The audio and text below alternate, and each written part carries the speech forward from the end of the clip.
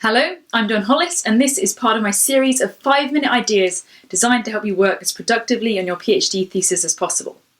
In this video, I'm going to talk about procrastination and how a fresh approach to organising your time can help you to escape it.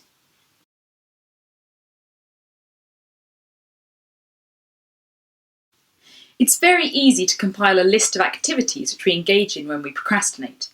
Watching Netflix, scrolling Facebook, baking, having a nap, going for a run, doing the washing up, giving yourself a haircut, giving your cat a bath. Sometimes it feels like any task is preferable to the one you are meant to be doing. That describes what procrastination looks like, but not what it is or what causes it. I think procrastination is often linked both to tiredness and to a sense of anxiety about the task at hand. It can be especially tempting to procrastinate from a task like writing, because it is one that many people feel is harder and more stressful than just reading or researching.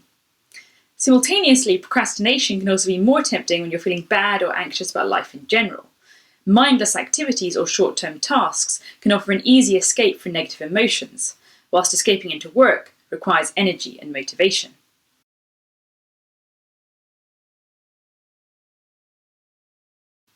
I mentioned that procrastination can often be the result of tiredness.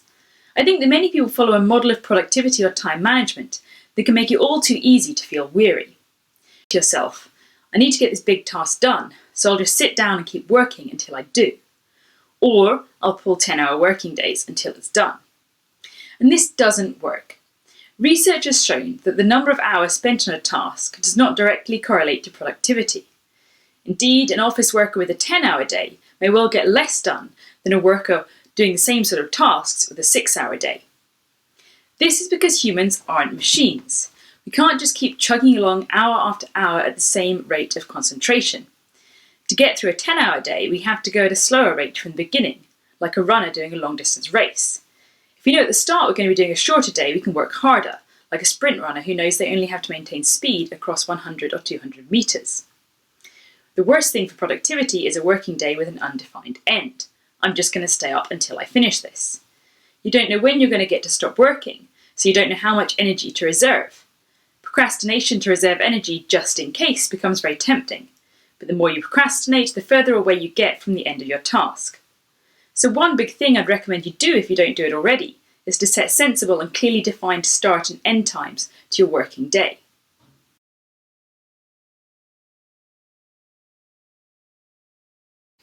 The things we do when we procrastinate are not inherently bad or problematic things. There is nothing wrong with taking a break to message a friend, or watching Netflix, or baking a loaf of bread. The problem is when these things occur at random, unstructured points during your working day. Taking breaks, however, is a good and necessary thing. And this is the idea at the heart of the Pomodoro technique, which is based on the principle that the human brain can be most productive in short bursts with frequent breaks. And this is especially true when engaged in mentally intense work like writing. The Pomodoro technique consists of working for 25 minutes, then taking a 5-minute break. You repeat the process until you have worked for 4 Pomodoros of 25 minutes, and then you take a longer break. This is a Pomodoro cycle. You can repeat this cycle multiple times until you have finished your working day.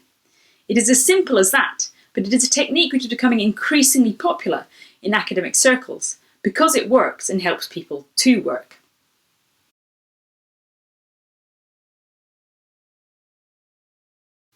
If you haven't before, please give Pomodoros a go. You can use the technique in different ways to suit you. You don't have to spend all your time doing Pomodoros. You could reserve it for certain tasks, such as writing, or do a Pomodoro cycle at the start of a week to help ease you into the transition back to work. You also don't have to strictly follow the 25 minutes on, 5 minutes off pattern. You could try 1 hour with 10-minute breaks.